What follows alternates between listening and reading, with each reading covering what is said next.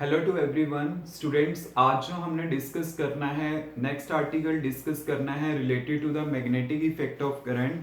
जो पहले में था, मैंने इंट्रोडक्शनरी पार्ट के बारे में डिस्कस किया था। In the introductory part basically मैंने जो डिस्कस किया था वो क्या था कि अगर किसी कंडक्टर में करंट फ्लो करता है देन उसके अराउंड क्या करती है, मैग्नेटिक फील्ड लिंक करती है।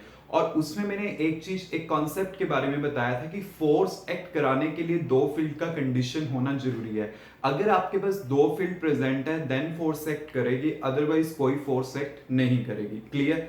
तो हमारे पास नेक्स्ट क्या है, force acting on a charge particle placed in a magnetic field. Means अगर आप एक चार्ज पार्टिकल को मैग्नेटिक फील्ड में मूव कराते हो then you have to calculate the force acting on that charge particle. Clear?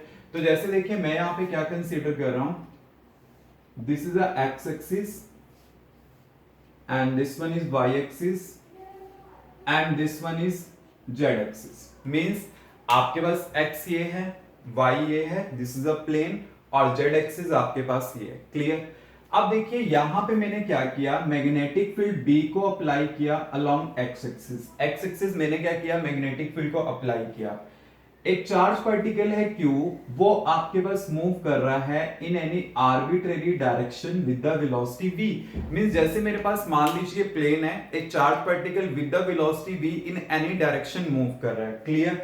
और वो क्या कर रहा है, इसके साथ b के साथ एंगल बना रहा है थीटा। क्लियर? अब देखिए आपके पास क्या है कि अगर चार्ज पार्टिकल मूव कर रहा है तो इसका मतलब क्या है, करंट फ्लो करेगा, और अगर करंट फ्लो करेगा तो उसकी वजह से क्या लिंक करेगा, मैग्नेटिक फील्ड लिंक करेगा। तो एक मैग्नेटिक फील्ड इसकी वजह से होगी और एक मैग्नेटिक फील्ड आपने अप्लाई की है, तो यहां पे हमारे पास क्या हुई, दो मैग्नेटिक फील्ड हुई ना। और अगर आपके पास दो मैग्नेटिक फील्ड होती है तो इसका मतलब क्या होगा कि आपस में इंटरेक्शन होगी और जिसकी वजह से क्या एक्ट करेगा, force on the charge particle.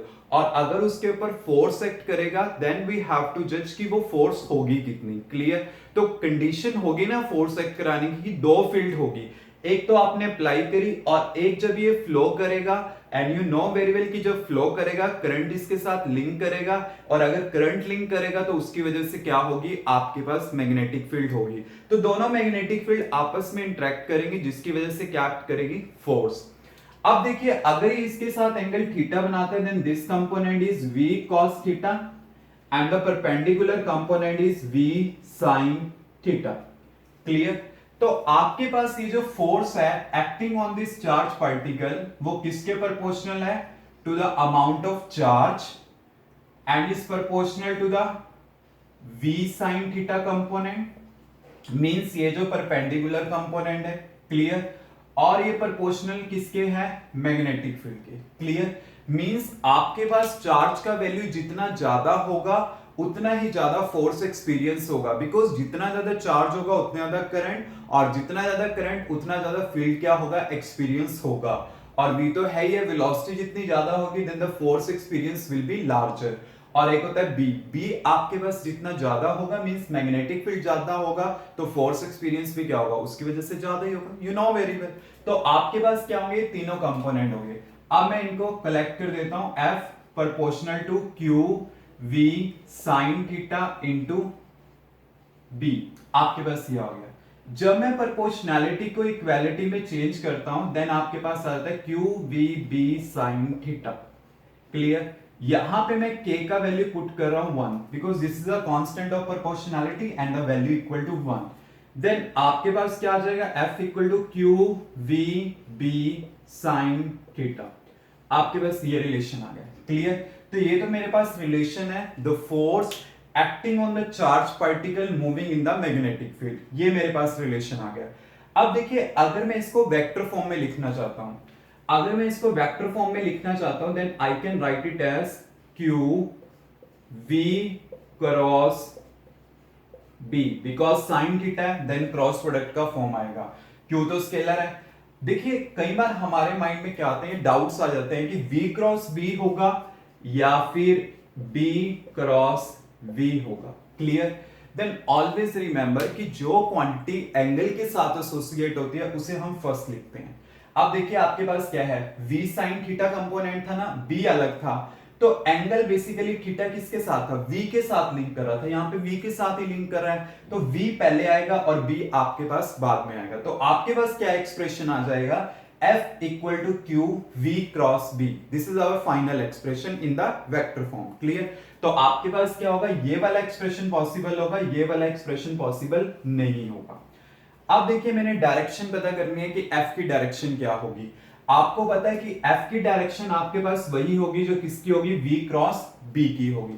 अब V क्रॉस B का डायरेक्शन में कैसे पता कर सकता हूं, by using the right hand thumb rule, because आपके पास V है B है, देन आपके पास क्या है, जैसे आप कहते हो ना A क्रॉस B का पता करना है, तो आप क्या कहोगे, एक प्लेन में अगर मेरे पास A और B लाई करता है, A इस डायरेक्शन में, B आपके पास इस डायरेक्शन में, then you have to move from A to B।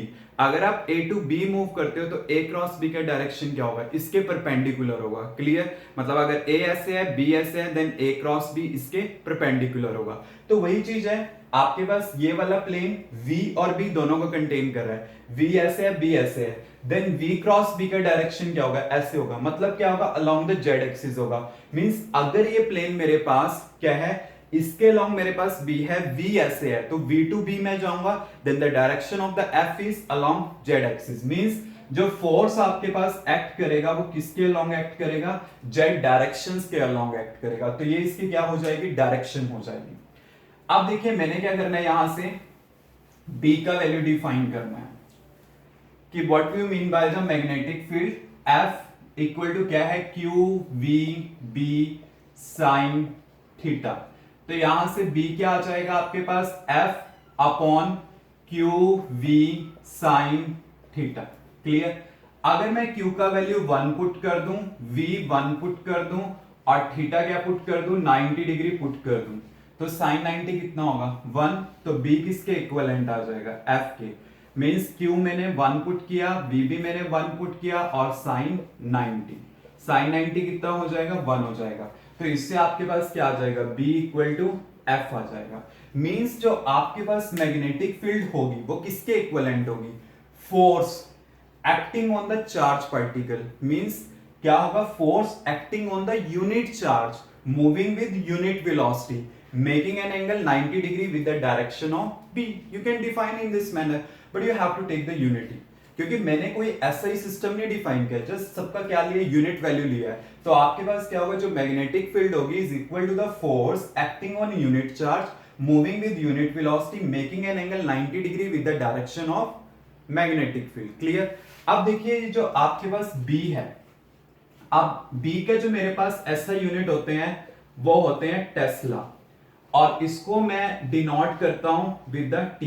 ये मेरे पास क्या है, इसके SI यूनिट, और जो इसके आपके पास CGS यूनिट होते हैं वो हैं गॉस। इसे मैं लिखता हूं विद द कैपिटल G। तो याद रखना जो 1 टेस्ला होता है वो 10⁴ गॉस के इक्विवेलेंट होता है। ये दोनों में रिलेशन होते हैं जिसे हम न्यूमेरिकल फॉर्म में यूज कर सकते हैं। अब देखिए मैंने यहां पे क्या करना है, 1 टेस्ला को डिफाइन करना है। तो मैं 1 टेस्ला को कैसे डिफाइन करूंगा, देखिए B आपके पास होगा 1 टेस्ला, अगर फोर्स कितनी होगी 1 न्यूटन, चार्ज कितना होगा 1 कूलम, वेलोसिटी कितनी होगी 1 मीटर पर सेकेंड, और एंगल कितना होगा 90 डिग्री। क्लियर, मींस आपके पास क्या है, जो मैग्नेटिक फील्ड होगी वो 1 टेस्ला होगी। अगर 1 न्यूटन का फोर्स एक्ट करेगा 1 कूलम ऑफ चार्ज के ऊपर moving with the velocity 1 metre per second making an angle 90 degree with the direction of magnetic field. Means उसी टाइप से डिफाइन किया, जस्ट सबका वैल्यू क्या कर दिया मैंने, सब्स्टिट्यूट कर दिया। तो इस टाइप से आप क्या कर सकते हो, इसको डिफाइन कर सकते हो, और यहीं से मैं इसका डायमेंशनल फार्मूला भी निकाल सकता हूं। कैसे, B का कैसे आ जाएगा आपके पास, फोर्स का क्या होता है M1 L1 T-2, और चार्ज का क्या होता है 80, बिकॉज आपको बताया था Q का ऑलवेज रिमेंबर कि 80 होता है, और वेलोसिटी क्या होगा L T-1, और एंगल का मेरे पास कुछ भी नहीं होगा। तो आपके पास क्या होगा M1, L से L कैंसल आउट, L का क्या हो गया L0, और T का क्या होगा, क्योंकि ये दोनों आपस में कैंसल आउट, T-2, और इसका क्या आ जाएगा A-1। तो ये मेरे पास डायमेंशनल फार्मूला आ जाएगा B का। Means m1 L0 t minus 2 a minus 1, ये मेरे पास क्या होगा इसका dimensional formula. I think concept सारा क्लियर होगा, कितना फोर्स एक्ट करेगा, कैसे आप डायरेक्शन जज कर सकते हो, कैसे आप उसको वेक्टर फॉर्म में लिखोगे, कैसे इसके एसआई यूनिट्स को आप डिफाइन करोगे, and what about the dimensional formula for P. This all are the basics related to this chapter. Clear? Any doubt?